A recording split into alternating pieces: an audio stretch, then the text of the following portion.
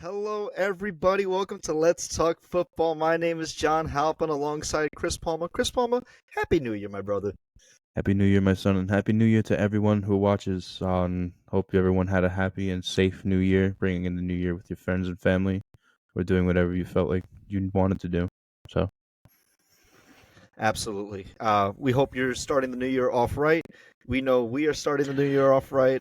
Chris Palmer was a minute late, but that's okay. But nevertheless, we had a ton of games in 2023, and we want to just recap them before we talk about some of the upcoming games in 2024. So, Chris Palmer, you ready to go over our recap for Week 17? yeah, let's do it. Okay, let's start off on Thursday Night Football, starting with the New York Jets and the Cleveland Browns, and Joe Flacco and the Cleveland Browns getting it done over the Jets, 37-20. Man, Flacco is looking good with the Browns. And Joe Flacco has revised his career. He actually made history for the Browns franchise, being the only quarterback to have three consecutive 300 yards or more games. And he did that as soon as he became the starter. So good on him. Good But on it's him, hard to man. not consider them a Super Bowl team at this point in time. Joe Flacco, comeback player of the year? Well, it's between him and Damar Hamlin, apparently. So, We shall see what the awards say come February. Let's move on to Saturday, where the Detroit Lions took on the Dallas Cowboys in a very weird game. But the Cowboys won 20-19. But Chris Palmer, can you explain to the viewers the ending of that very, game?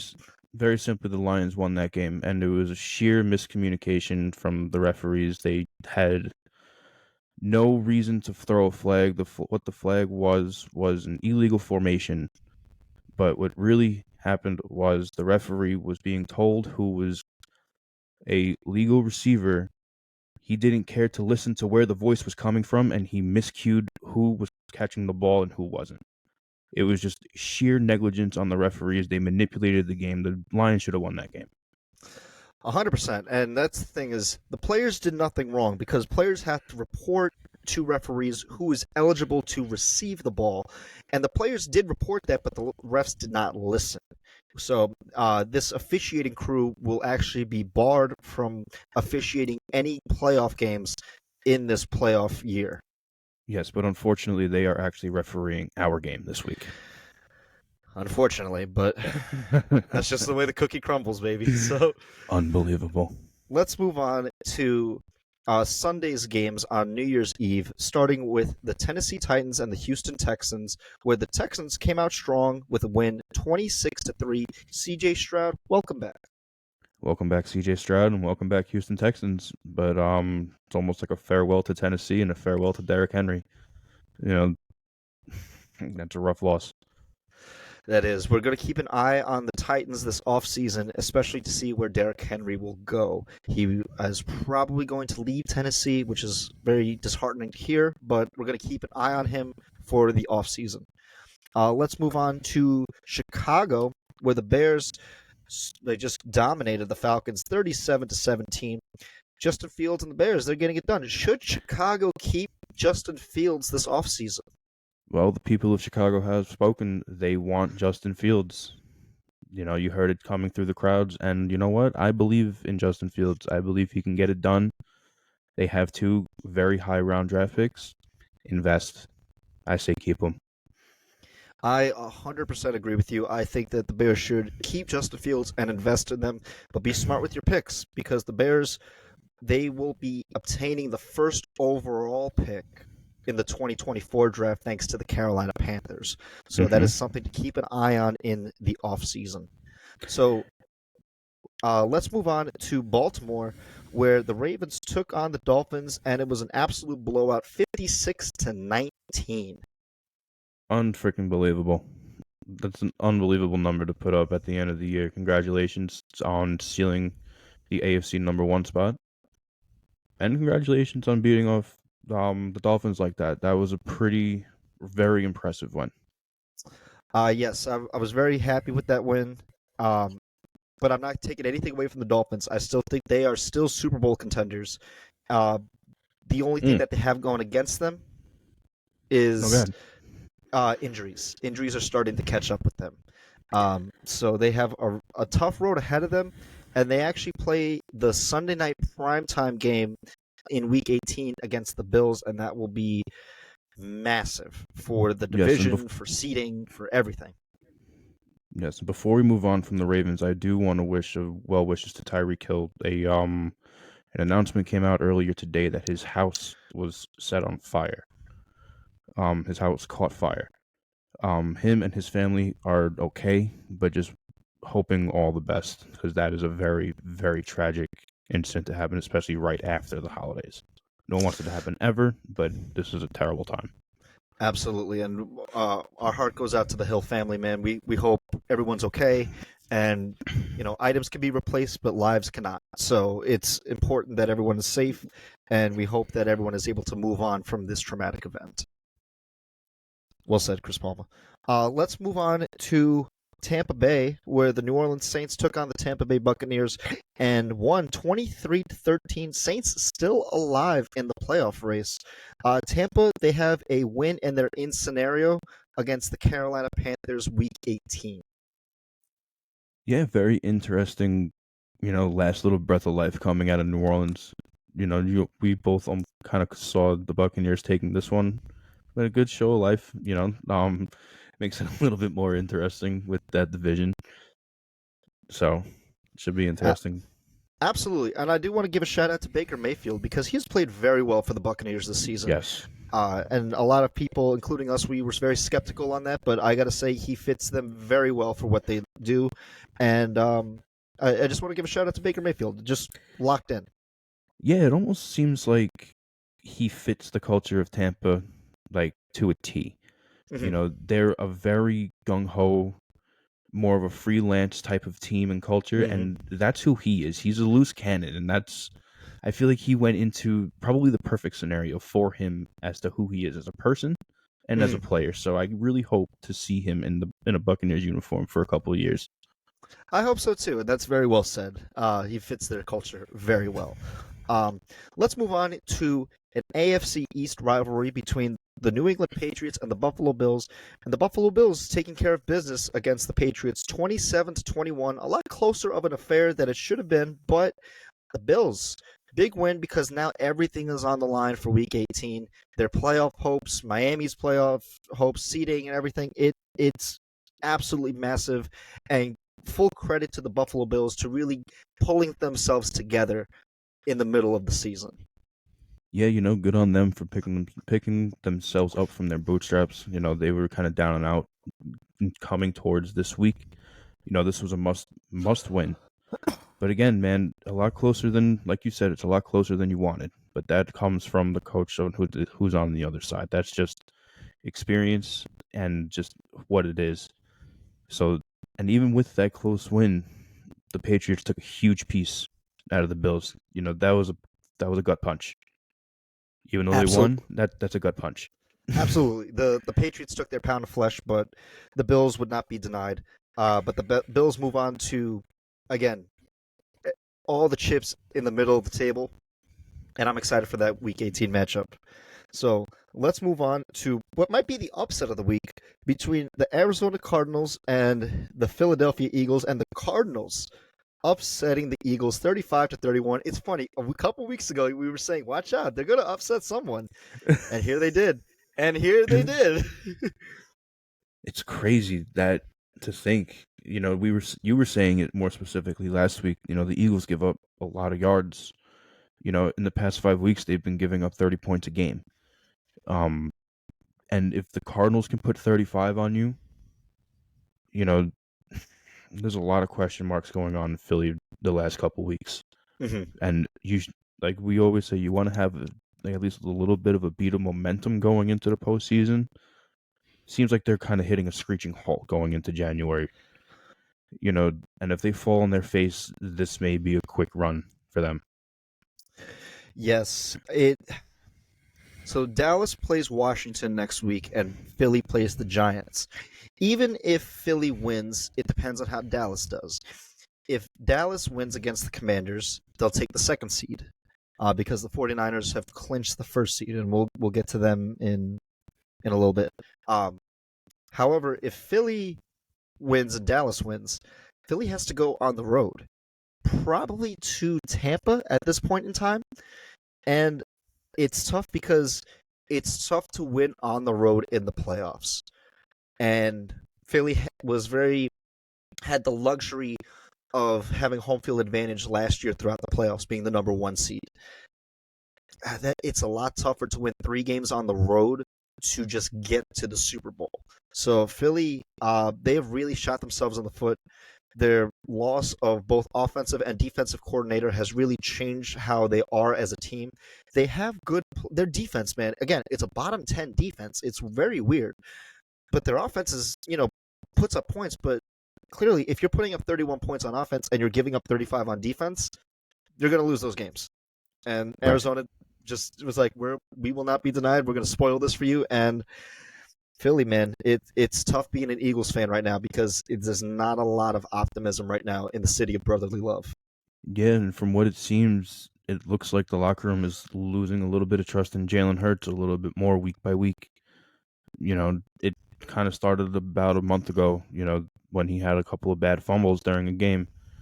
There was a video that came out of showing him doing drills on how to cover up on the ball. So it's like it I it know the came one you're out. talking about. You know what I'm talking about, right? Where they had like the suspension band on his arm and they were like pulling him to the floor. Like, And they were poking him with the stick behind him. right, right.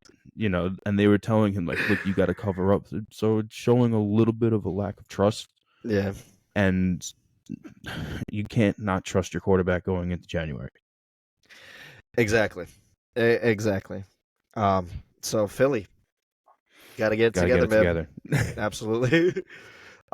Let's move on to Jacksonville, another team that's got to get it together, but they got it right this game against Carolina, beating the Panthers in Week 17, 26-0, an absolute shutout. Good for the Jags. They needed this win to stay alive. However, their playoff spot is not as secure as they would like it to be. The Texans and the Colts are right at their heels, so it's going to be very interesting to see how this playoff scenario is going to shake up. Yeah, this playoffs are wide open. The Colts are right behind the Jags and the Steelers are right behind the Colts, and everything is right there. Yeah, so Panthers, sorry, not Panthers, Jags, you guys still have a chance for the playoffs and still favored to be in the 4th seed. However, it's not going to be an easy road ahead of you, especially with C.J. Beathard at your starting quarterback and Trevor Lawrence still injured. Injuries have just plagued the Jags, and it's unfortunate to see them because we were very high on the Jags this season, but man, it's not looking too good for them. That's why we say it's a game of attrition, man. You got to make it a full season. Absolutely. Um, Speaking of the Colts, let's move on to Indianapolis, where the Colts took on the Las Vegas Raiders and came away with a win, 23-20. Very close game. I know last week when it was me, you, and Shah, we talked about this game. It's like it's hard to say which team is going to come out. It was kind of a coin flip, and it could have gone either way. But Colts came out victorious, and they keep their playoff hopes alive. Yeah, playoffs hope alive. But again, this is another gut punch. They should have, if they really wanted to have a good win, they should have not let it be as close as it was. Mm-hmm. And that's no fault to them. That's just a good game on the Raiders' part, but it is a gut punch when you're trying to get into the playoffs to have these close games this late. Absolutely. Well, if we think 3 points is a gut punch of a win, try a 1 point game between the Rams and the Giants. The Rams came away with the win against the Giants 26-25. Giants had a chance to win this game against the Rams, but missed a late field goal in the waning seconds of the game. Yeah, that you want to talk about a deflating win?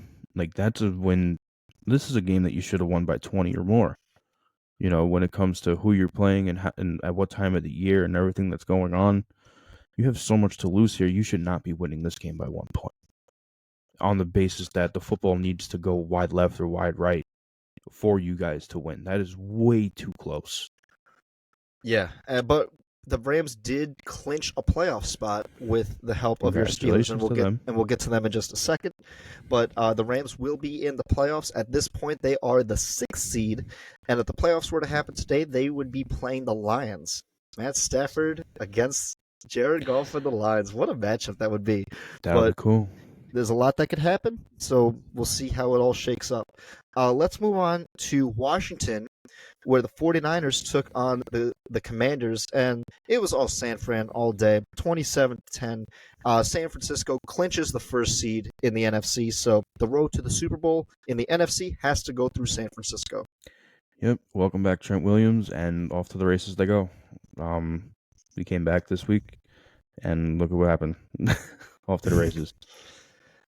Absolutely. So welcome back, and hey, now that the Niners are going to get some well-deserved rest going into the divisional round of the playoffs.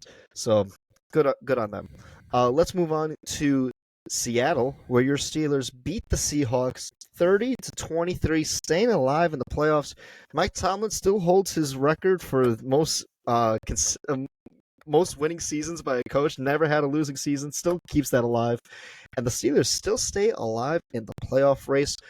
In beating Seattle, it did help the Rams clinch the playoff spot. So Rams fans we're very happy for your Steelers to win that game. Yeah, good hard win. Again, congratulations, Mike Tomlin. 17 consecutive seasons, helping the Steelers as a franchise move to 20 consecutive seasons above 500. We are now the second all time, right behind. I think it was the 1960 something Dallas Cowboys until like 1980 something. They have 21 consecutive seasons above 500. Yeah, And we under have Tom 20. Landry. Yep. Yeah. So good on Mike Tomlin. Keep it rolling, boy. Absolutely, man. Absolutely. We're going to talk more about the Steelers because it's rivalry week this week, so we're going to talk plenty of them. Let's move on to Kansas City and Cincinnati. Kansas City Chiefs come away with a win against the Bengals 25-17. Cincy almost had a chance to win the game, but hey, Mahomes still had a magic, but Harrison Butker, that was win on him unto himself. Hey, good hard win for the Chiefs. I don't know. It just seems like the energy is off in Kansas City for some reason. The age is starting to get to Travis Kelce. You see him limping a little bit more now, having the most drops in the league. That hurts them a lot. Um, you know, this isn't the same Chiefs team that we're used to. Mm-hmm. This is new.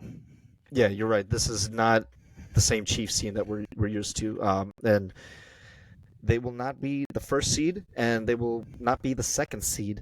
So Mahomes will actually have to go on the road if he wants to make it to the Super Bowl.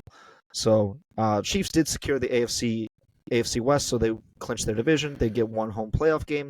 However, they're not as explosive as they have been in years past. Yeah, not even close. Okay, let's move on to the Los Angeles Chargers and the Denver Broncos. And the Russell Wilson-less Broncos won 16-19. Very low-scoring affair. But, hey, good for the Broncos to win it, man. I guess Sean Payton needed a coaching win. I guess you needed a moral victory for this one, but it's like you're really shooting yourself in the foot by doing this with Russell Wilson.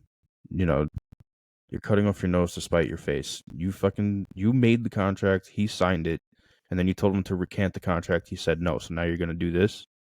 So please, you reap what you sow. You're really just being stupid as a franchise at this point.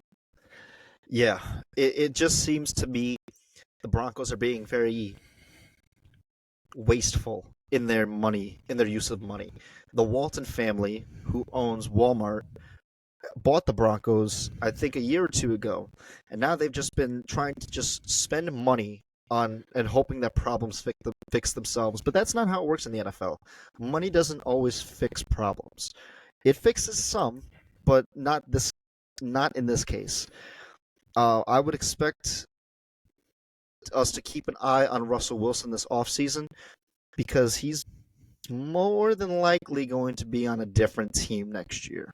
Yeah, as of 2 days ago on Forbes, the Broncos are expected to release him. Again, you're cutting off your nose to spite your face. He just got into his own, and it would be foolish to get rid of him now. Yeah. Believe me, there's going to be plenty of stuff to talk about with the Broncos this offseason. I personally would like to see Russell in Atlanta, but that's just me. But we'll see. We'll see how it shakes up. Well, yeah, as of right now, I think Atlanta, New England, and Pittsburgh are the front runners to get him if he is released. So I'm not saying I would mind. I'm just saying you look good in a Russell Wilson jersey. I'm just saying he may look good in black and gold. Hey, I wouldn't be opposed, man. I wouldn't be opposed. Okay, let's talk about the last game on New Year's Eve, and that was the Green Bay Packers demolishing the Minnesota Vikings 33 to 10. This is what we wanted to see from the Packers. 100%. This is what we wanted to see, that 30-point juggernaut. And good on Jordan Love for finally silencing his number one critic, Colin Cowherd. Colin Cowherd came out after this game and said that Jordan Love is a franchise quarterback, and it was the most beautiful thing to watch him eat those words. He has been one of the biggest critics on Jordan Love since the kid has been drafted, and he officially has to eat his words. I love it. I love it too, man. And hey, I want to give a shout out to Shah, our guest last week, man. I know you were very happy over this win, and I'm glad you were able to exit 2023 with a great win for your Packers. And now the Packers find themselves at the 7th seed in the NFC wildcard race. So at this point in time, if the playoffs were to end today, they would be going to Dallas to play the Cowboys. That is a very interesting matchup, but a lot can shake up because we have one more week of football left.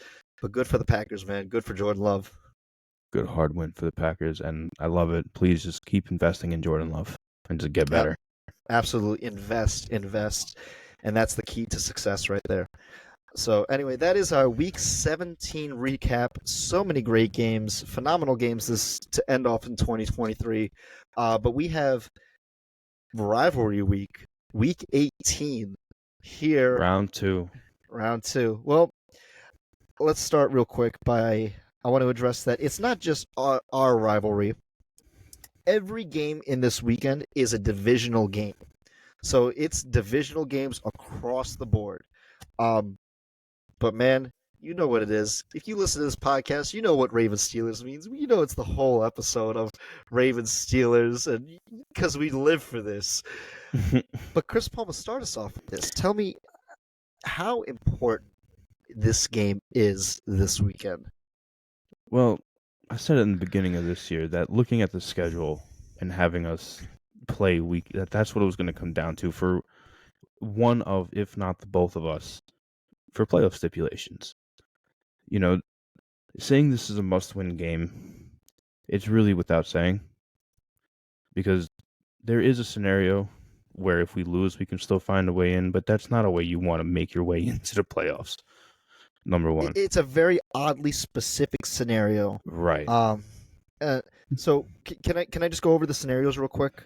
Go for it. If you don't mind. Okay. So if you guys win and Buffalo loses or ties, you're in. You guys win, Jacksonville loses or ties, you're in. Steelers win, Colts and Texans, that game ends in a tie, you're in. If you tie with us, the Colts and Texans does not end in a tie, and Jacksonville loses, you're in. So it's like you can tie and still be in it. Or you lose, Colts and Texans does not end in a tie, Jacksonville loses, and Denver wins. Very oddly specific, but it comes down to win, and you need a little help. Well, yeah, that's kind of what we figured it was going to be this year, was where we're going to need to win, and we're probably going to need a little bit of help one way or another. It was just like last year. We did what we needed to do last year at the end. We won our game, and then we didn't fucking get in because I think it was the Bills didn't lose. You know, we did what we set out to do, and we completed our mission. It was just we needed help, and we didn't get it. You know, it's going to be that way until we really decide, number one, until we have a dedicated offensive coordinator and a dedicated play caller. A couple of weeks ago, there was a couple of retired veterans who came out and they challenged the culture on the offense. They said that there was seemingly no one on the offensive side who was really grasping the idea of what the Pittsburgh Steelers culture is, and that is to present yourselves as professionals and make yourselves known, and pretty much you want to be feared when you see the name Pittsburgh Steelers on the schedule. And now when you look at the Steelers' defense, that can very well be said. We're the top 10 scoring defense. We have a huge pass rush. We have a couple of holes here and there. We are flawed on defense. I'm not going to say that we're not. I think we're 21st or 22nd total defense. Where we're at, I can't off the top of my head, but I know we're top 10 scoring defense. We're number 7. Mm-hmm. TJ Watt leads the league in sacks with 17, tied with TJ Hawkinson. TJ Hawkinson on the Bengals. Trey Hendrickson. Trey Hendrickson, 17. Mm-hmm. Yes. Yeah. Hawkinson is the tight end in Minnesota. Thank you. But I'm going to give my hat to Najee Harris last week. He seems to be answering the call. Him and Jaylen Warren, the both of them, seem to be answering the call on wanting to be leaders. You look back at Jaylen Warren's lead block. That was one of the greatest lead blocks I've seen in a very long time. Mm-hmm. And then you look at Najee Harris with how he did. Second chance, second efforts, pushing the pile all game. Pretty much just doing what he wants all game. It seems like that message is finally starting to click. Them two could be very promising leaders going into the future. Give my hat off to Najee Harris again for going into what could be, he's on pace for his third consecutive 1,000-yard rushing season. He has 926 yards as of right now on 229 carries. Since being drafted, he hasn't rushed for less than 900 yards. So I'm going to give my credit where credit is due, man. He is a stud and a workhorse for us. But yeah, no, I love this weekend always. Gonna be a chess match. Oh man, I'm excited too. I want to first start by saying I would like to concede some takes that I had earlier this year about the Steelers, and I just want to give my credit where credit is due. TJ Watt absolutely deserves to be Defensive Player of the Year. 17 sacks is ungodly for any defensive end, and he rightfully deserves it. Najee Harris, I did question his running capability and stuff like that, but no, he, like you hit the nail right on the head. He has been an absolute workhorse. Him and Jaylen Warren are just thunder and lightning, and I've been extremely impressed by what I've been seeing with them throughout the course of the season.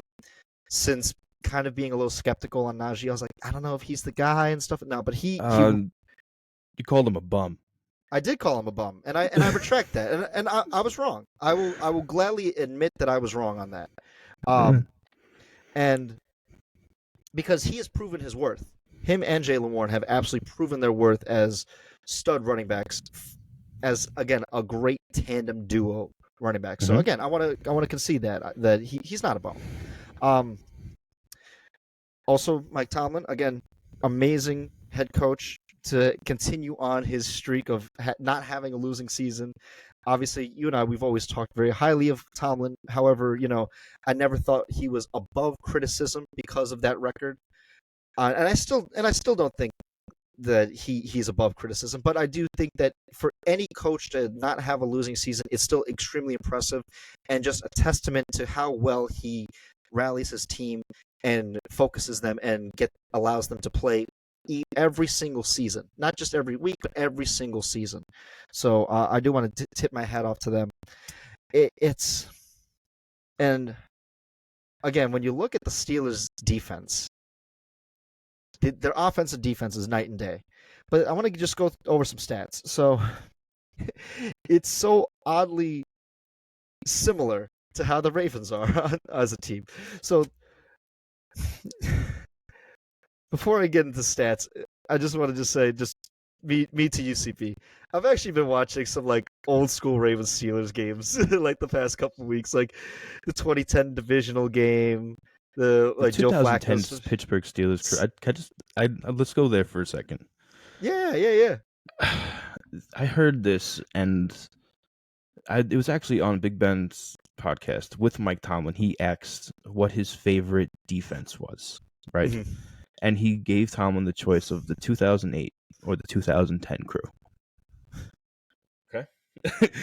And now thinking back to those defenses, Mm-hmm. what he said made total sense. He said 2008 was a Hall of Fame crew. Loved the 2008 crew. But that 10 crew, they created what we know now as the Player Safety Initiative. And if you look back at the 2010 Pittsburgh Steelers defense, they did exactly that. They just beat you up. Always. But now you fast forward to now, the culture is still the same. It's just physical, nasty, blue collar fucking teams that just want to get after each other.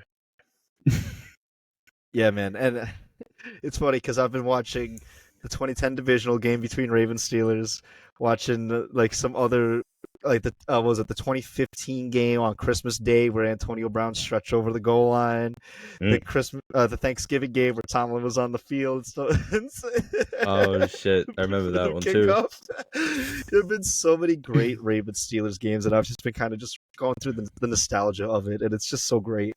Um, Also, the one where 2020, where you guys were on like a 5-game winning streak. That was the season you guys went 11-0, played the Ravens, And lost and seven straight.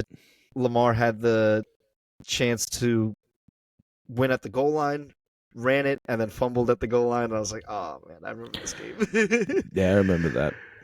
Oh man, but I can only imagine how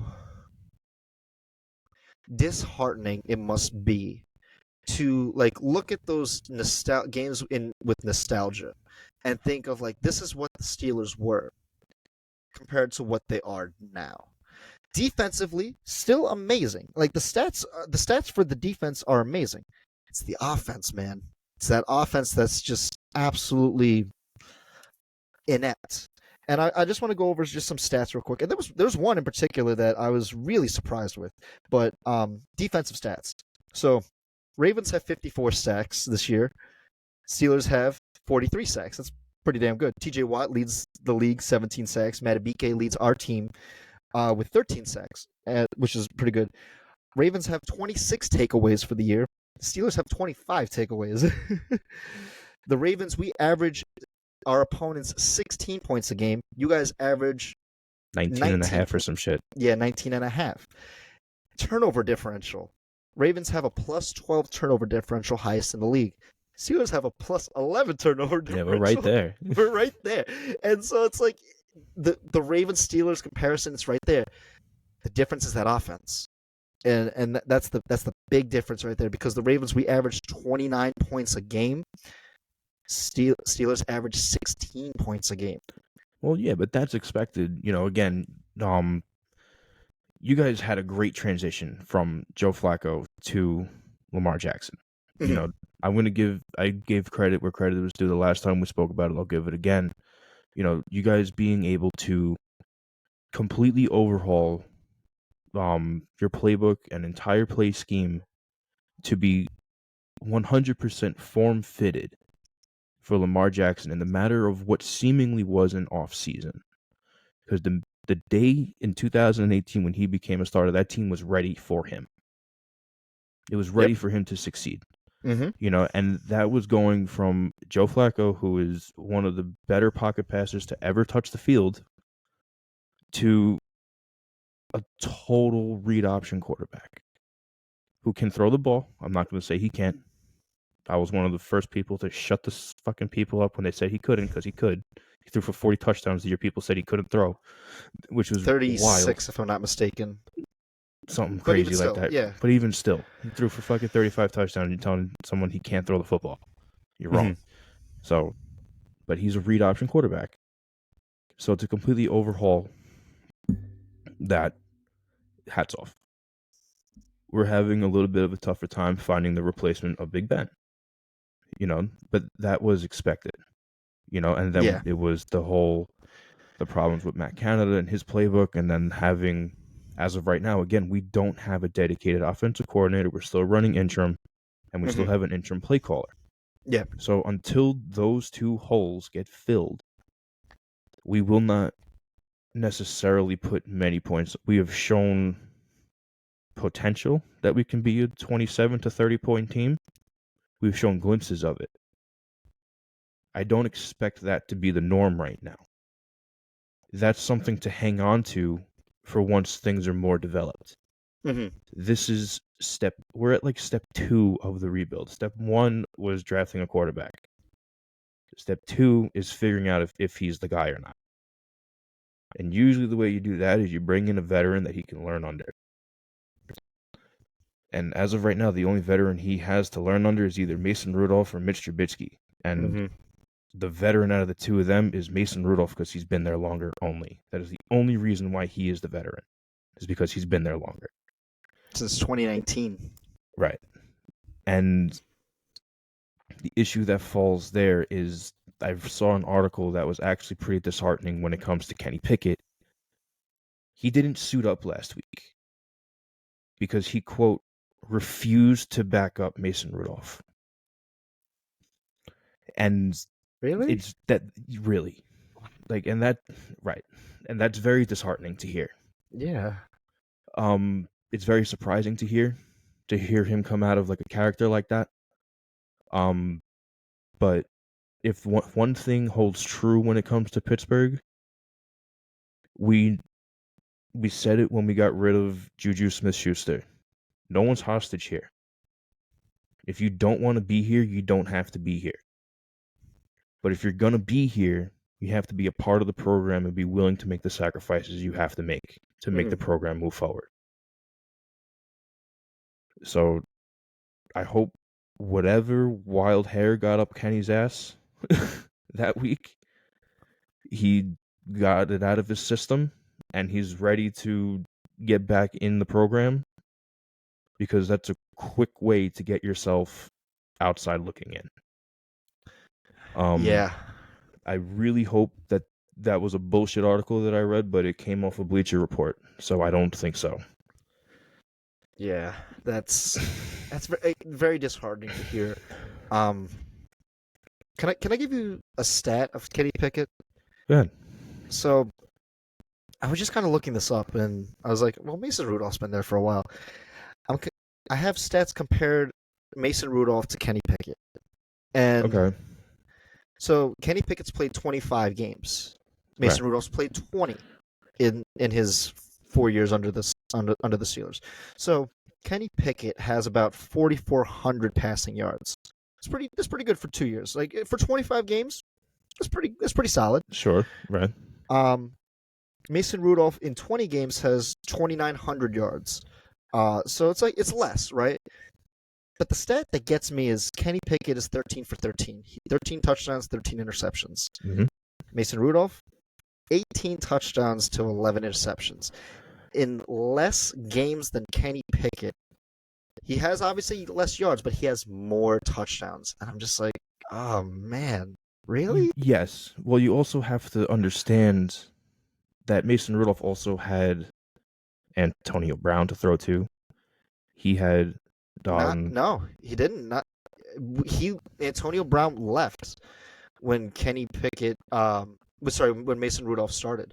That was the 2019 season. That was when Antonio Brown was traded to the Raiders. Oh, you're right.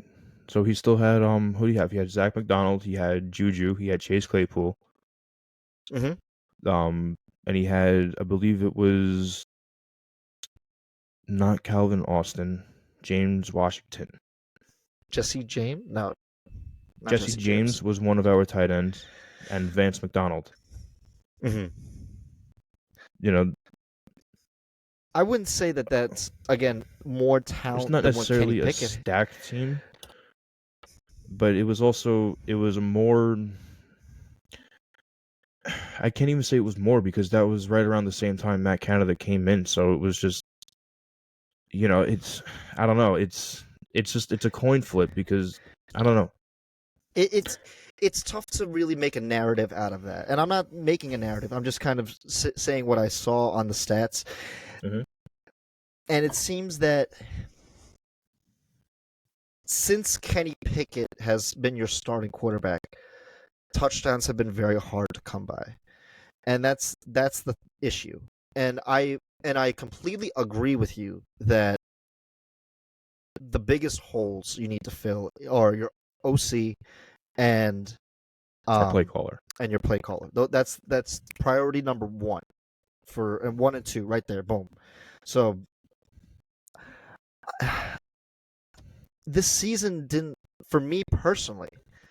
I wasn't really optimistic about Kenny Pickett as your quarterback. But let me ask you, Mm-hmm. what are your thoughts on Kenny Pickett? And do you think that you guys should look for a better alternative if you need? Um, Start I with your thoughts definitely. on Kenny Pickett so far. Well, my thoughts on Kenny Pickett is I feel he's in the same realm as Justin, not talent wise. I'm talking about in terms of progression Mm-hmm. wise. He's in the same realm as Justin Herbert. He's in the same realm as Jordan Love. He's in the same realm as Kyler Murray. He's in the same realm as Justin Fields, where you can't expect them to be good instantly. You need to give them time to marinate. Justin Herbert is the anomaly out of all the people that I named. Yeah, He that was the was one I he was was like, yeah, kind he was good he was kind instantly. of great out of the gate, but Yeah, again, remember he hit ground zero and he can't finish a fucking game. I know. Well, yeah, So but is that on him or the defense? And that's it's or it could be a mixture of both. It's yeah, him not being able to hold up it's defense not being able to hold up big leads, and it's them not being able to get come up high back. enough where the game come back from a little come back, make a game winning drive. It's a mixture of things on that end. Yeah. Hmm. So in that case, he still needs time to develop. That's what I'm saying with Hmm. Kenny Pickett as well. He needs the time to develop. Hmm. And the big, again, the other anomaly here is who had the the means to develop was Jordan Love. He had Aaron Rodgers to learn from for years. As Hmm. much of I was absolutely a critic of Aaron Rodgers. I still am a critic of Aaron Rodgers when it comes to how he is as a teammate. Hmm. That doesn't mean that Jordan Love didn't learn. You Hmm. know, just because he didn't reach out a teaching hand doesn't mean Jordan Love didn't study.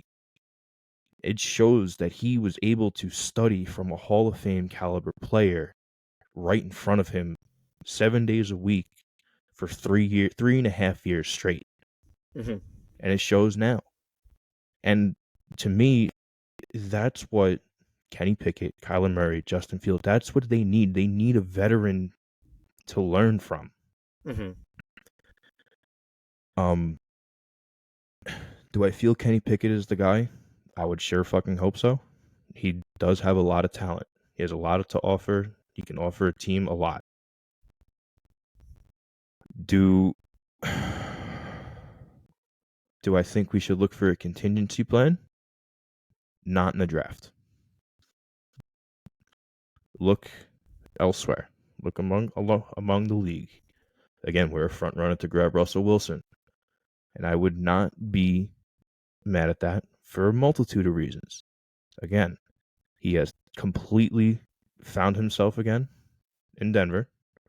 I feel it would take a lot less time than it took him in Denver to adapt to the culture in Pittsburgh because it's pretty similar to Seattle, where they were more defensive culture versus offensive scoring. They dealt more so with the defense not letting up points and making it easy on the offense versus keeping it where the offense has to put up 40 points a night, and then the defense kind of has an easier way just to not let up 40 points. Thinking back to more so Legion of Boom, Seattle, where they could put up those numbers on offense, but it was more so the defense controlling the game and making it an easy picking offensive outing for them. I feel he would be able to mold to that culture a lot quicker than the more offensive oriented Denver team. But that's more or less what I feel with Kenny Pickett, that a contingency plan may be needed, but if there is a contingency plan, it should be with a veteran, not with a clean slate. If not Russell Wilson, is there another vet in particular you'd like him to learn under? Um, I would have to look at the free agency list to see who was around and see if there was anybody. And if not, it's more so Phil, the coordinator and play caller, and at that point, it's a 3-man race for the starting spot at QB until we decide who is or isn't the guy. And if that ends with us drafting another quarterback, then that's what it is. This is the process of a rebuild. It's not going to happen overnight. Can I throw a name out there as to a quarterback that will hit free agent market who is a vet? Go ahead. And it pains me to say it. Joe Flacco. I don't think he would come. There's too much there. He's playing on the Browns. Another division rival. It is different, yes. It's different. But if it's different. Tomlin, you cannot tell me it's the same. It's not the same. No, it's not the same. It's not even remotely the same. But I'm saying, like, for what you're, like, the vet that you're describing, because when he left the Ravens, he went obviously to start in Denver, and that didn't work out. But then he went to the Jets, and then he was the backup. And he can embrace the backup role and the mentor role. And that's who he is there's so much history there. There's so much history there. But even still, it's like, if Tomlin walks up to him and be like, hey, just join us for a year. I don't think he would do it. I don't know. I think respectfully, the Steelers wouldn't approach him, and respectfully, Joe Flacco would understand why. I mean, of course. It's just again, there is too. I can understand why you're going to the Browns. You have nothing to lose going to the Browns. Yeah. There's too much history between the two teams, just with him specifically at the helm. Between the Ravens and the Steelers. Can I throw another name out there? Go ahead. Can I throw another? Matt Ryan. No. No? No, I wouldn't. I feel they're too separated in play style. Kenny Pickett's way more nimble than Matt Ryan. Matt Ryan's more of a pocket passer, and he really likes to throw underneath. Mm-hmm. And we're trying to move away from a conservative underneath type of play calling. I mean, he throws. He can throw bombs. Yeah, he can. He can throw bombs, but outside of the one good year with Atlanta, it's very, very hit or miss with Matt Ryan. I don't know that I would go with Matt Ryan. I know, what was it? I was with Travis earlier today. We went to the gym together, and I said that I'm not sure if Kenny Pickett's the guy in Pittsburgh. But I'm thinking about my statement, and I'm like, maybe he can be with what you're saying. Absolutely, he can be. With the right time and the right development, he absolutely could be. Because I personally, I think for me, one thing that's really tainted my vision of it is, again, it's for this year and last year, obviously for two different reasons. He's not played a full season. And I really, really want to see him play a full season. I understand, yes, he's injured. You can't control that, and I hope he gets well. But because that game against Cincinnati Christmas Eve that on the 23rd, that might have been the best you guys looked as a complete team this whole year. 34-11, I think it was. Mason Rudolph, he had a great game. He was 17 for 27, 290 yards, 2 touchdowns. George Pickens, he played like a vet. He played like a vet, yeah.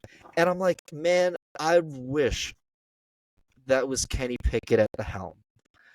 Well, again, and it's not to say, sorry to cut you off, it's not to say that can't be Kenny Pickett. No, you're right. You're absolutely right. It's wanting, you see, selfishness wants it to happen now. And that's just how it is. Selfishness and bias wants it to be what it was always. But the reality is people develop different.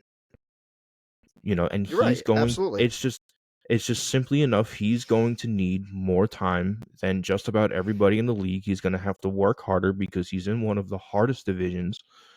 I don't care what anyone says. Whoever comes into the AFC North, it's just you will always have to work that much harder than everybody else in the league simply because of who you play twice a year. And that's just the way it is. Yeah. And it's usually going to come down to the second time you play your hardest rival out of the 4. the second round is usually going to have to do something with your playoff rounds, and that's just how it goes. And, my hat's off to Kenny Pickett. You were thrown into what was starting to be a rolling dumpster fire on the offense when you got drafted, and that's just what it was. You had an aging Ben Roethlisberger who was really becoming lazy at the end. He left, so he kind of left the offense kind of in shambles.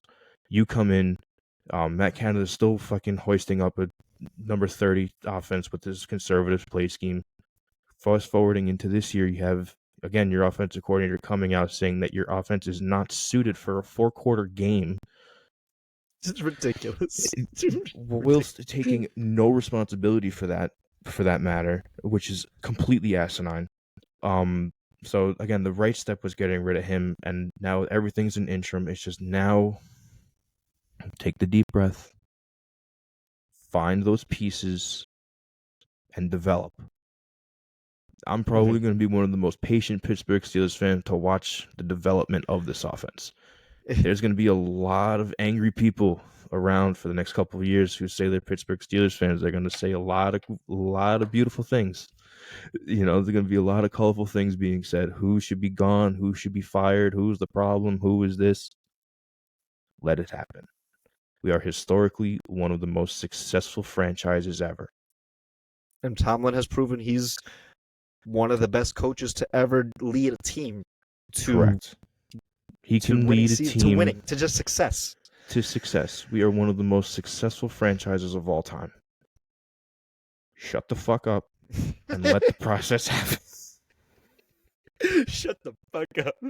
I was again. It does take growing pains, though. That's the thing. Right. Like when you're a That's fan how of a rebuilds team, happen. you have to accept that there are just some years that it's like it's just not your time, right? It's just not your time. A flower is not going to bloom in a day. It takes. It's like people forget the fucking Steelers were terrible in the 90s. Fucking god-awful at quarterback in the 90s. The Steelers were okay in the 90s under Bill Cowher, but but it took until his retiring season to get to the Super Bowl. No, he went to a Super Bowl in the 90s against the Cowboys. Right, then didn't go again until his fucking retiring year. Exactly, yeah. So you have a bunch of middle-of-the-road seasons, and people weren't calling for Bill Cowher to be fired. So stop it.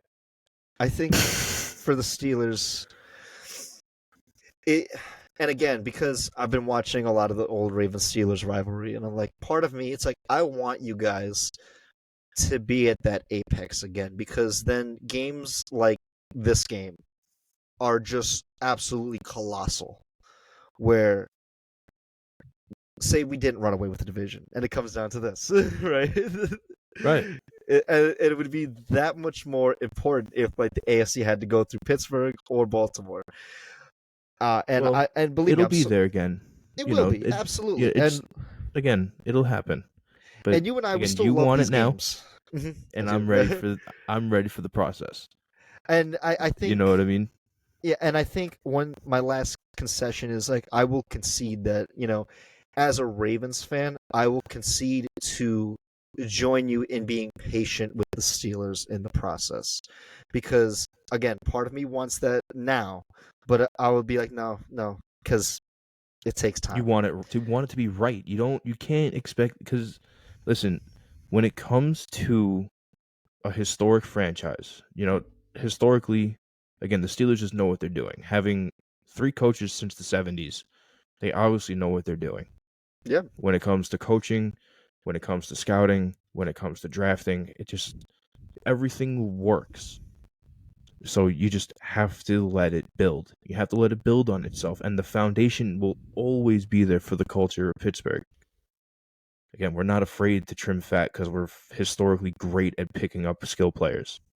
We're always good at picking up athletic talent, athletic ability, whatever, and we have a bigger draw than a lot of other teams throughout the league because of our history and our legacy. And people who want to answer and try to match up to the culture of Pittsburgh, it's an open door. But again, you got to be willing to make those sacrifices. And I hope moving forward that Kenny Pickett may be willing to take a back seat to develop himself more. Because his refusal to suit up, that is a huge concern for me, and it hurt reading that. Because I like Kenny Pickett, and I want him to be the guy in Pittsburgh. But if somehow during an injury recovery, you grow an ego a mile wide and 4 inches thick, it's not gonna work. It won't work here. We don't do egos here. Even look at Mason Rudolph. This man got dumped down to the 3rd string. His name got called. They asked him how it felt. He goes, "I'm just ready to help my team."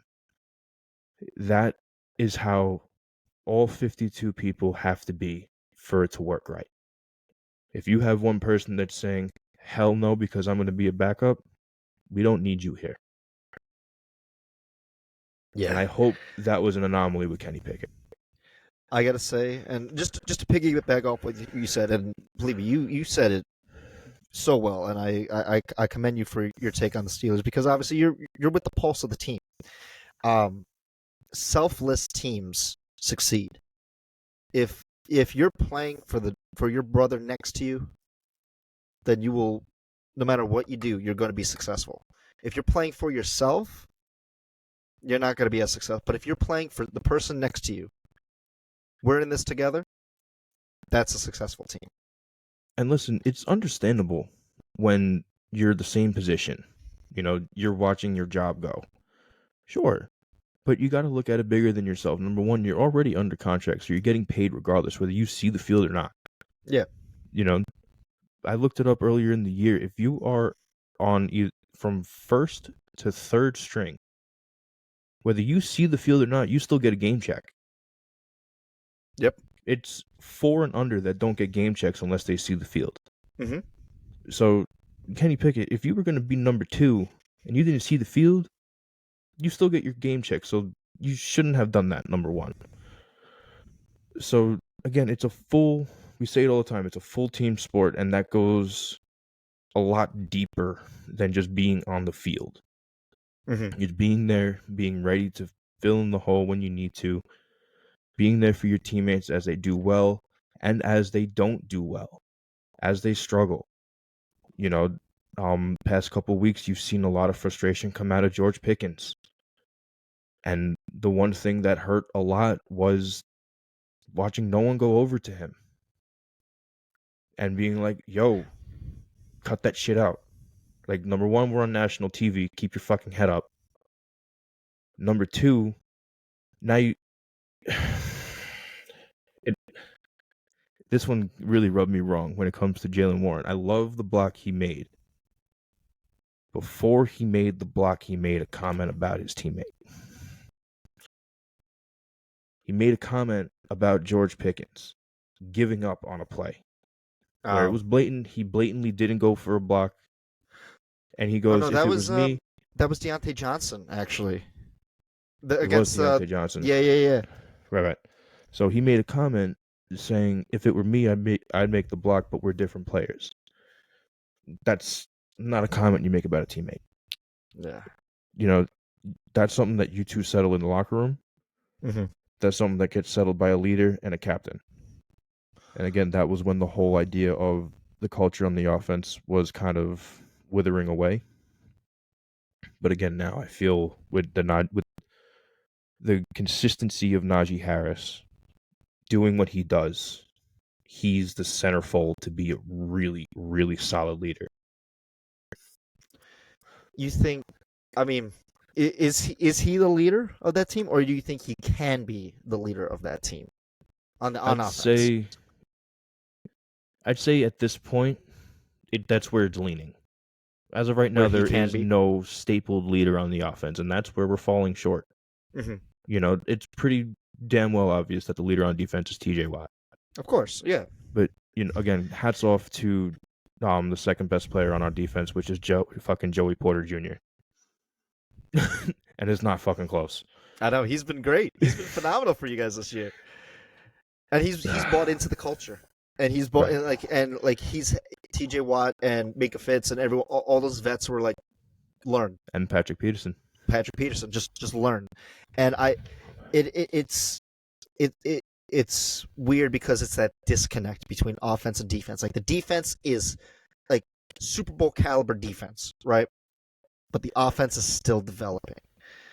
And it's just You see, even it's tough. Super Bowl caliber defense is hard to say because of how we still are flawed. We still need pieces, Yes, and but the you big guys are thing great at what was you the do. loss of Cole Holcomb.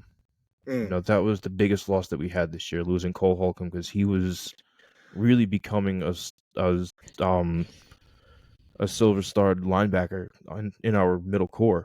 Losing absolutely, yeah. him was such a detriment to the rest of the year on defense. Hmm. That's where most of our yards get given up now, is right across the middle. Hmm. Um, but but we spent an hour on fucking Pittsburgh. Let's flip over to the Ravens before we fucking keep going, because I could keep going. No. I mean, finish your thought though. I'm not gonna like stop you from finishing your thought. um, 40 minutes, by the way. We did a 20-minute recap, right, so 40 minutes on the Steelers. folks, this could be a well over 2 hour episode. I just looked at the fucking clock. I'm like, God damn. I know, but there's a lot to talk about with the Steelers, though. That's the thing, Right, and because there's so much new and it's untapped territory right now for a lot of Pittsburgh Steelers fans, and I don't think they like what they're treading through because it's a rebuild.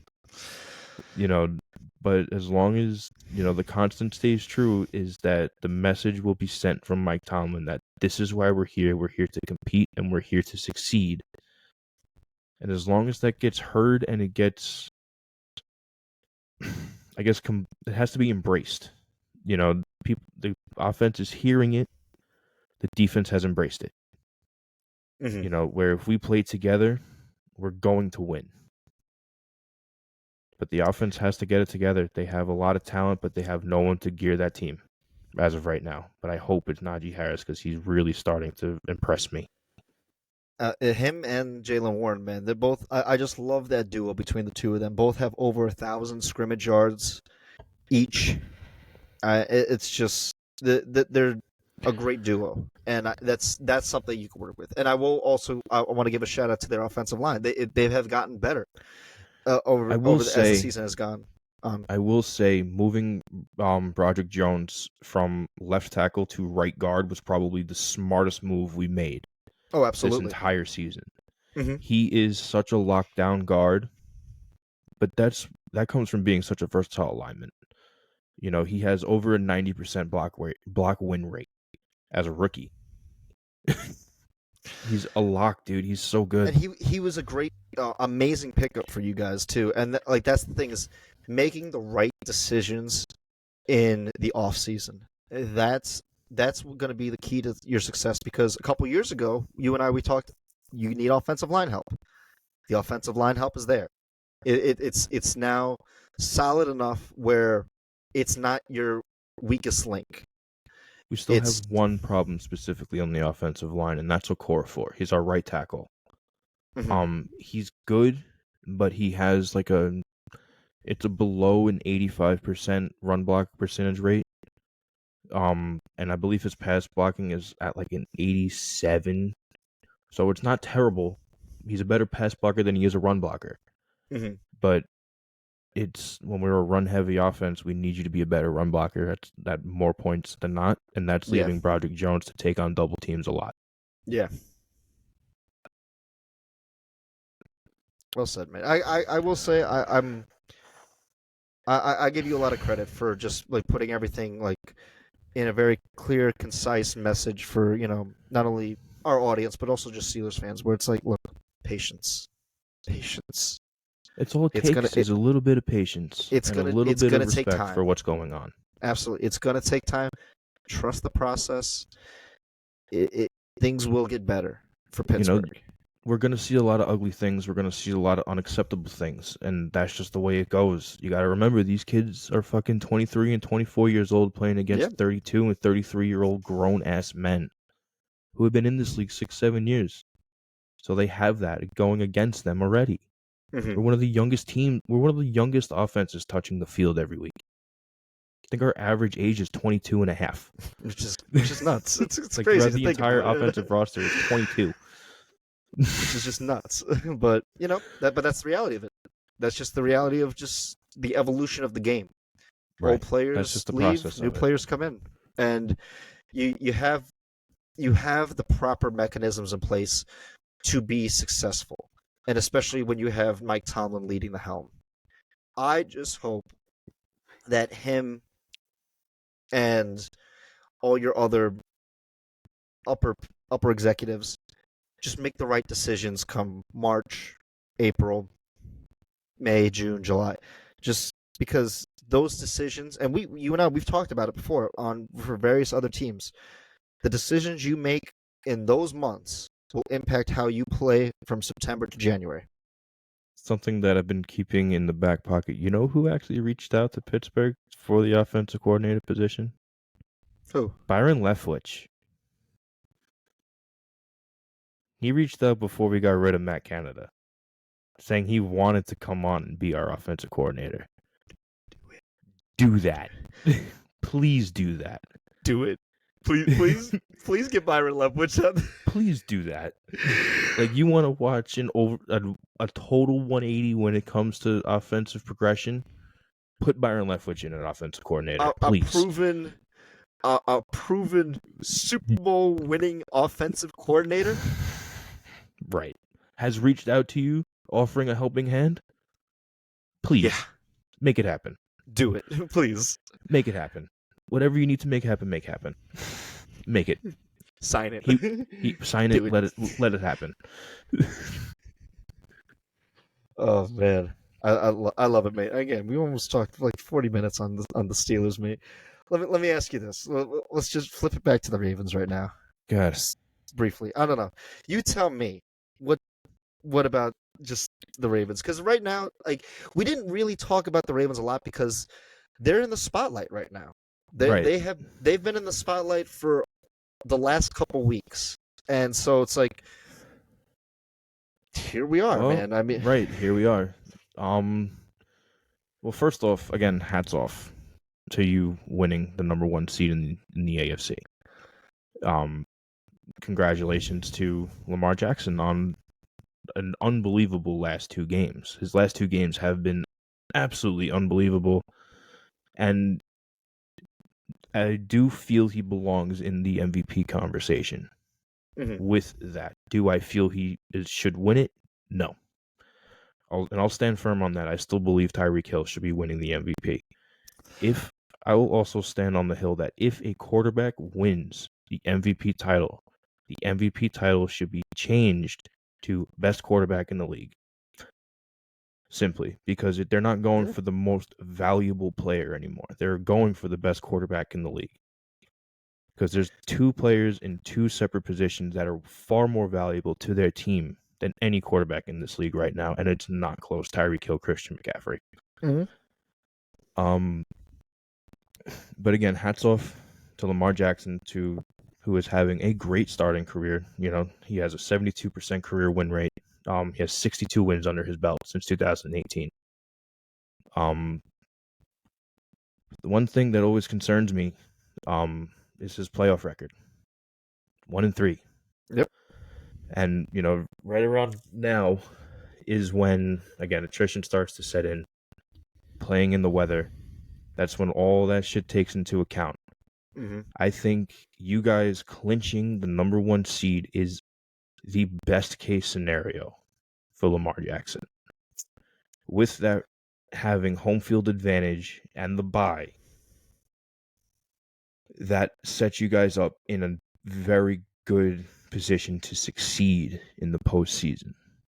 If he did not have that bye, I don't know how trusted he could be in the postseason. Like you said, having 3 games on the road is very tough. And when I'm not saying it's confirmed, but it's kind of up in the air on how well Lamar Jackson can play in the postseason. 3 games on the road is a very tall order versus having a game off and then you start at home. Hats off to you guys earning that spot. but that is a very, very, very good circumstance for Lamar Jackson to succeed. I, as happy as I am of how successful of a year we have been, I'm very nervous. Why? Very, very nervous. So wait, I just want to before I get into that, I just want to go on record and say, as impressed as I have been with Lamar, and I think that we have been exceptionally well on offense this year, I want to go on record and say I don't think he should be MVP. And I know that may be counterintuitive as a Ravens fan, and I know maybe other Ravens fans may disagree with me, but like, oh, how can you say that? But I'm like, I'm looking at the stats. I'm like, personally, It's just not there. I would get. I mean, he does have the stats, like he does, but like, let me explain. I would give it to Christian McCaffrey first because I think statistically he is extremely dominant and he's the heartbeat of that 49ers team. He has over 2023 scrimmage yards. And obviously they have a game left. Lamar, he's not playing our game. It's Tyler Huntley. So Nice. Lamar will. I'll get into that too. I Nice. I think McCaffrey first. I do think Tyreek Hill should also, like, I would put him second because he is, again, the heartbeat of that Dolphins team, not necessarily Tua. But Tyreek has 1,717 yards. He already has more yards this year than he had last year by 7 yards, 12 touchdowns, and he needs 248 to break Calvin Johnson's record for a single season yards. He's probably not going to get that against Buffalo. Probably not. But you get 1,800 yards, even 1,900 yards, that's pretty damn impressive.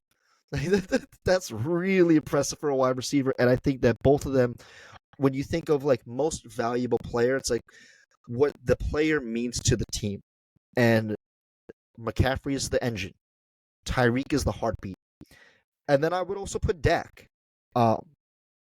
Honorable mention Brock Purdy too. Like he definitely deserves to be in the conversation. I mean, statistically, he's making history, Brock Purdy, so he can't be out of the conversation. So I think I would give the slight edge to Dak a little bit because Dak has in total, I'm incorporating like total yards, 4,479 yards, 34 touchdowns to 8 interceptions. That's really damn good. That's really damn good.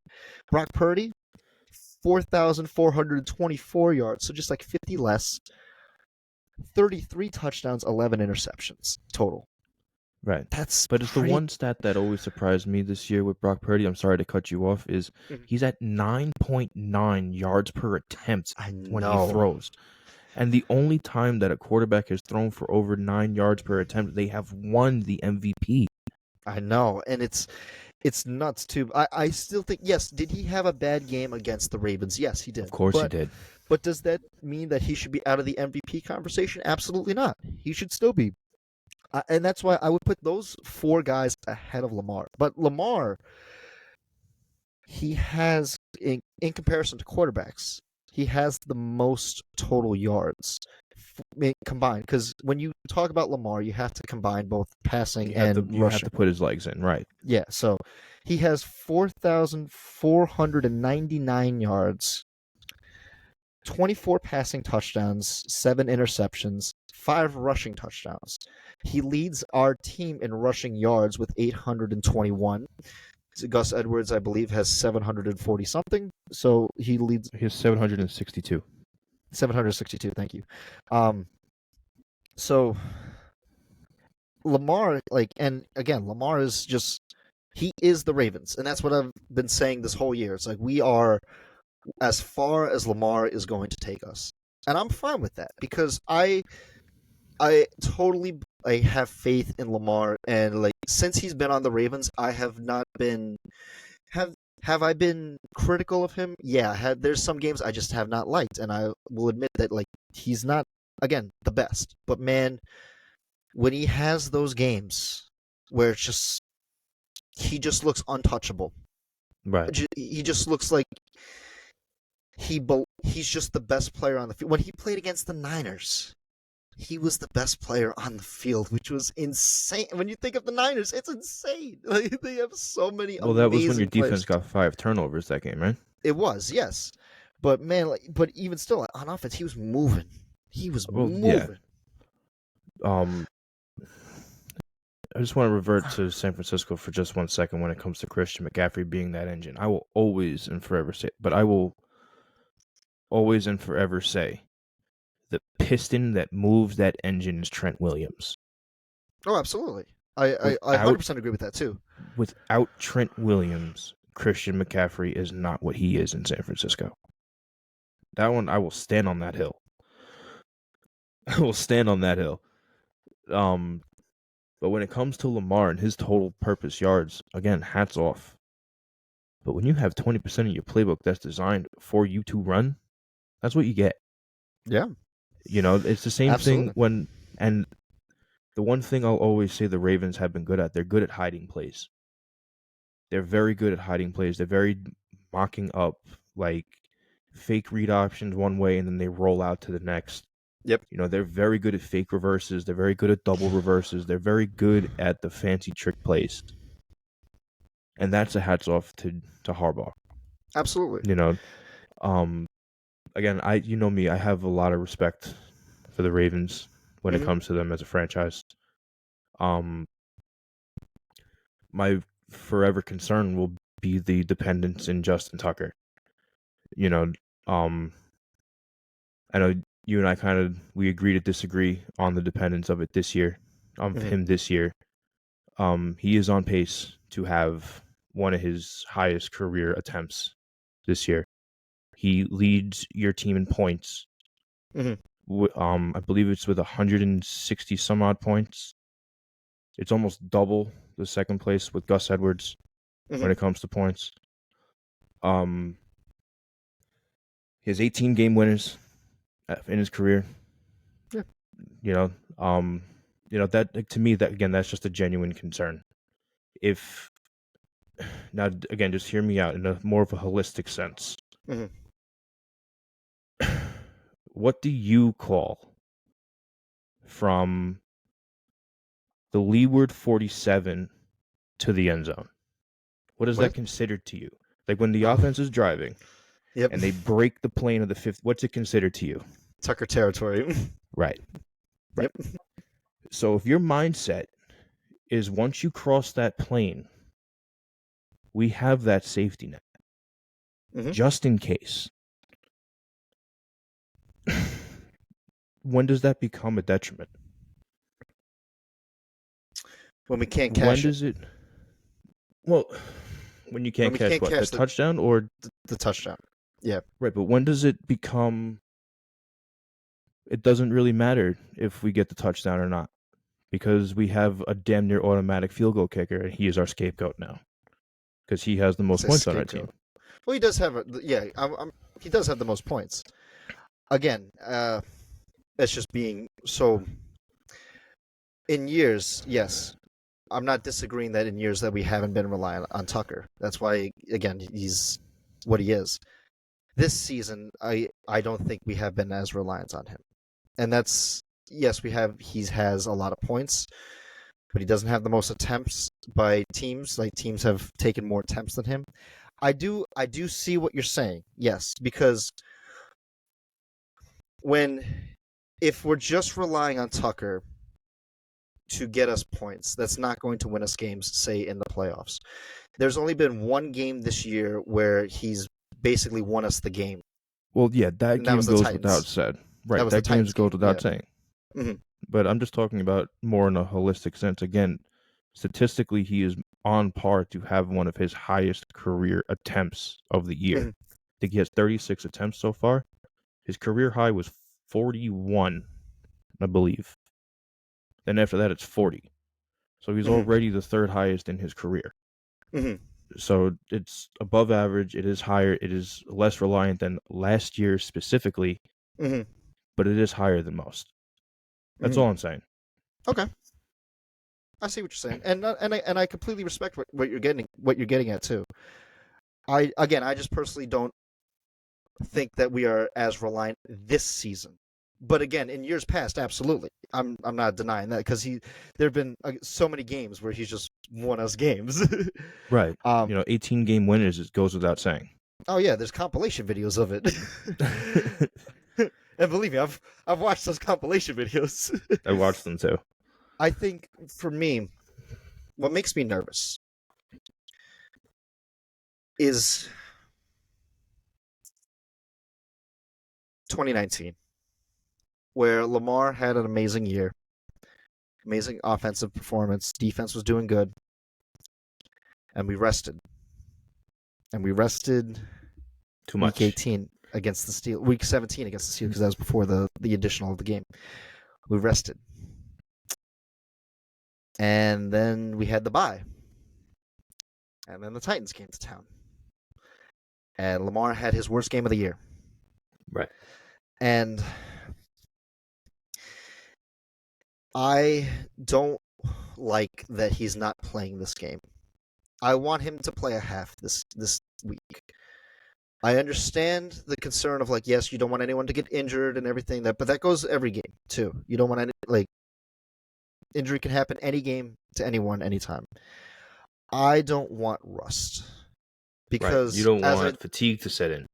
Because what I told you before was this team will go as far as Lamar will take it. And if he takes it only to the divisional round where, say, the 6th or 7th seed comes to town, or even the 5th seed Browns come to town, and we lose, it would be extremely disheartening. Because I do not want to see another Tennessee game happen again. The rust concerns me. Because whoever comes to town, they're going to put up points. Fair enough. As good as our defense is, we're playing a great caliber team regardless. They're going to put up points. Whether it's the Browns, the Bills, the Dolphins, the Colts, they all put up points. If we're only relying, obviously, on Tucker to just score us points, we're not winning that game. Right. Clearly. So, as happy as I am that this season has been for the Ravens, I'm very trepidatious for the playoffs. And I want to be optimistic, but every game that we, starting in that divisional round, my eyes are going to be glued because I'm just going to be praying I don't get flashbacks of 2019 because that Tennessee Titans game was a 3-hour game, but that felt like an eternity. And it was extremely painful. Well, yeah, that's why there's to piggyback off of that. That's why there's always an ongoing debate on which one would you rather. Would you rather play through, or would you rather have the bye? You know, of course, when you have the time off and you have the rest, you can say, "Oh yeah, we're fully rested. We're at 100%." Fine, that's a good argument. But if you're not getting in the reps, and you go up against a team that has been getting the reps, the repetitions, not the rep, you're going to have a team that's more field tested versus a team that's rested. And then that's the ongoing debate of which one would you rather be. Would you rather be field tested and war torn, you're a little bit tired, but you're ready to finish it? Or would you rather be well rested and, I don't want to say almost too rested. We see it time and time again in other sports when it comes to the postseason. When you have a long time off, you start out slow. Because there are other teams that have been going at that pace for so long, they are just in overdrive and autopilot. And the minute you slow down, that's when fatigue sets in. That's when the bumps and bruises start hurting a little bit more. And especially now that the weather's cold, especially going into this week, going into your home. I'm home, you're home. You're in Baltimore. We're in Baltimore. So it's cold in Baltimore. He's going to be sitting, not moving, covered up in a jacket, sitting on a heated bench. Soreness is going to start to kick in. The fatigue from the year going to start to kick in, and then you have another week off. But then you now have to get your body going from not moving to moving at practice to not moving on the weekend because you have a game off to now moving again all week. It's very inconsistent unless you're moving all week and you don't get the live reps. Yeah, that's why I would much prefer our starters to play at least the half, because I've Right. seen what we are when we're extremely rusty, and it's a shell of what we are. Right. And seeing what we are as a complete team, it's like we can go up against the best because we've It's like beaten the running a best. battery in the cold. Yeah, it's like, but we like because this season we've beaten the best, and we've proven that we can beat the best, and convincingly. Right. So it's I'm very proud of what we've accomplished in the regular season. I just hope that we're able to capitalize in the playoffs. And Lamar's 1-3 record too. It's first year was against the Chargers. That was an ugly game, but that was his rookie year, and the Chargers were on a heater. Then the Tennessee game. That's the one that gives me nightmares. And then the following year, beat Tennessee. Whew. Okay, in Tennessee, that was very nice. And then went to Buffalo, and it was 10-3, and we were on the 5-yard line, and Lamar threw a 100-yard pick six, and that was the game. And Right. that was the last time Lamar was in the playoffs, because since then he hasn't been able to finish the season because he was hurt. Right. So hurt or sick. yes, so I proud but nervous. If that makes sense. No, 100%. It's definitely understandable to be nervous going in.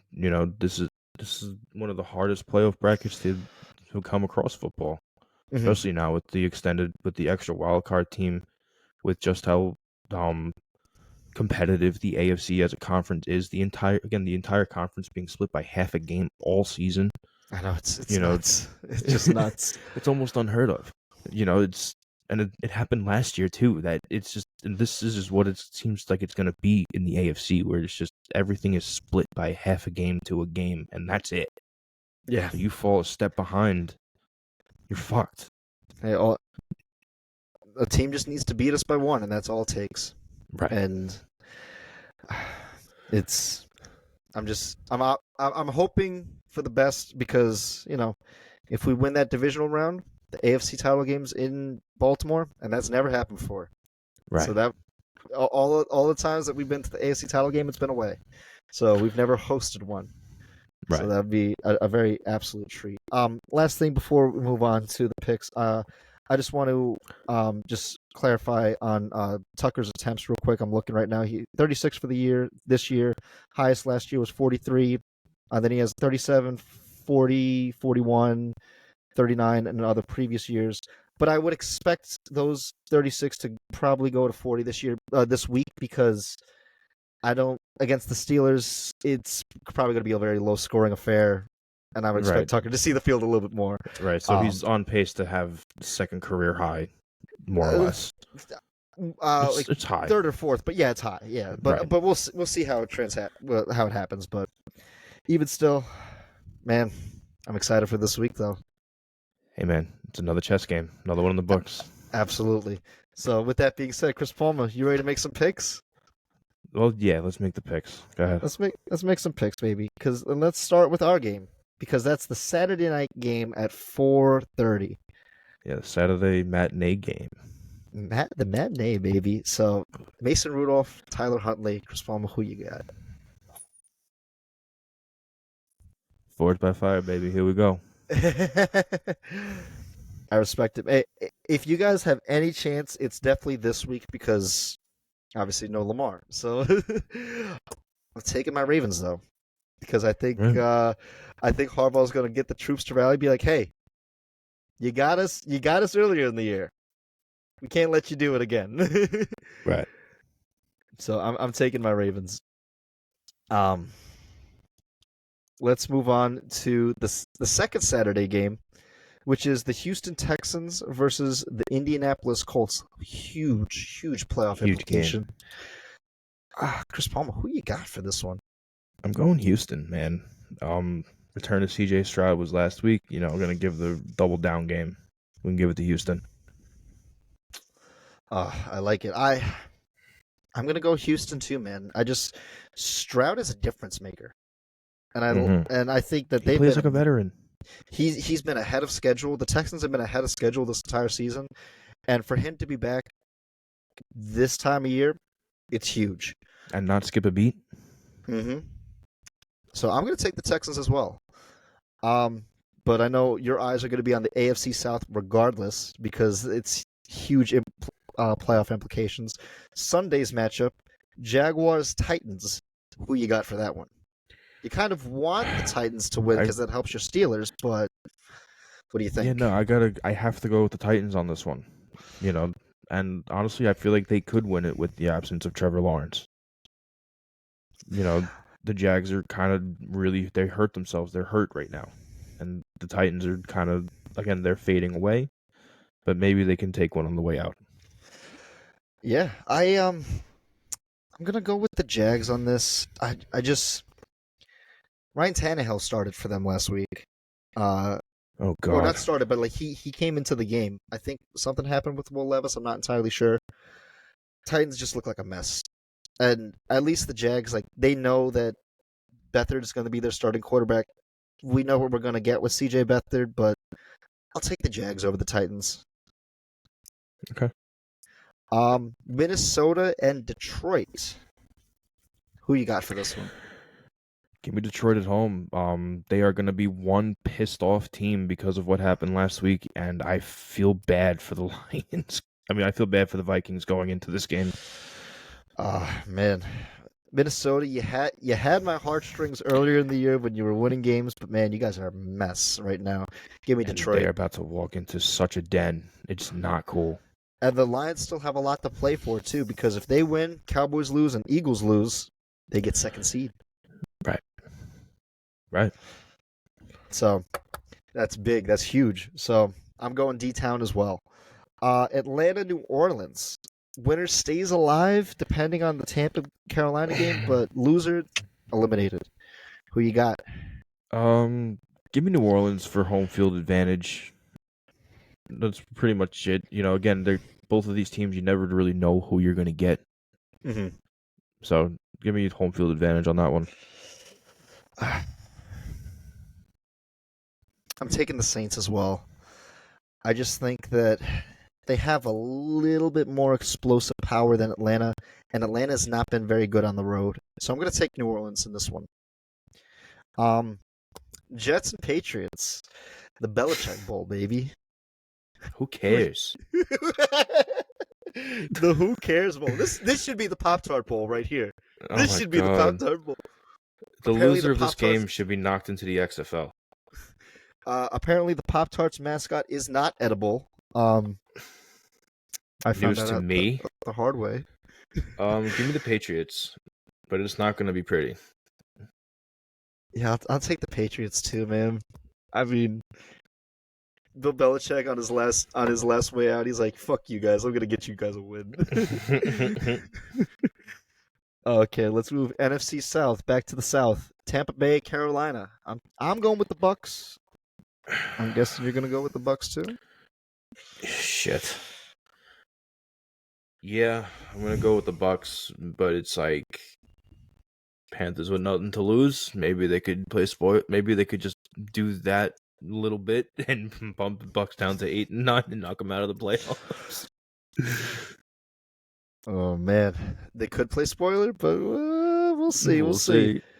Browns, Bengals. No Joe Flacco playing this game because he's got to take his kids to school. So Because he has to rest his back because he's about to bring the entire Browns franchise through the postseason.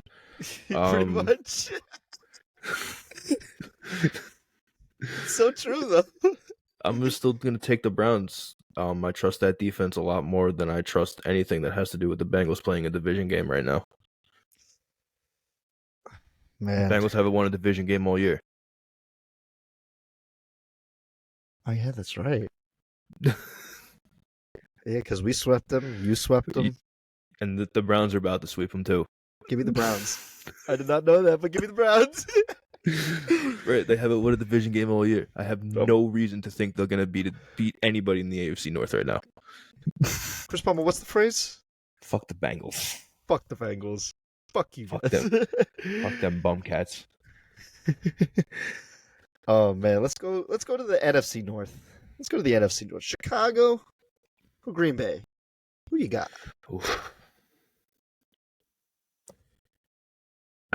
Do the Packers still own the Bears?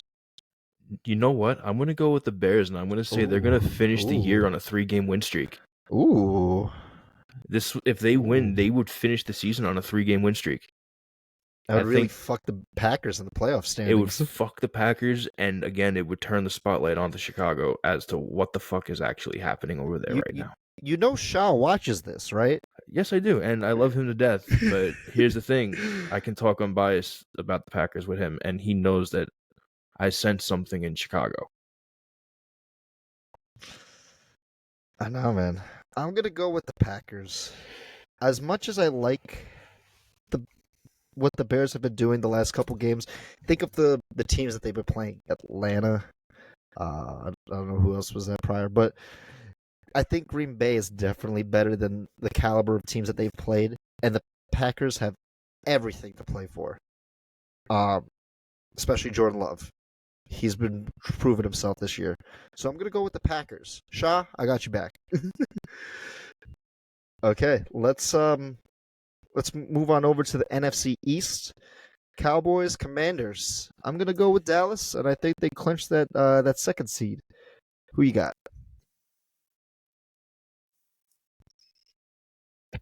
You're gonna hate me for this. I'm gonna go Washington. I think they're gonna put a very sour taste in the Cowboys fans' mouth for the last game. Really? Oh yeah. Oh. I don't know. I feel that the Cowboys are not good on the road. I made a bold Super Bowl prediction as of right now. My Super Bowl prediction would be Ravens Cowboys, and I guess I'll stand on that. But I think Detroit should have won that game. They definitely should have. Absolutely. I agree with you 100%. But I'll stand on my bold prediction that they're going to be in the Super Bowl. But I think this is going to be a deflating loss for the Cowboys. Ooh, that's bold in and of itself. I like it. I like it. Okay. Denver, Vegas. In Vegas. The last game in Vegas before the Super Bowl. Who And you got?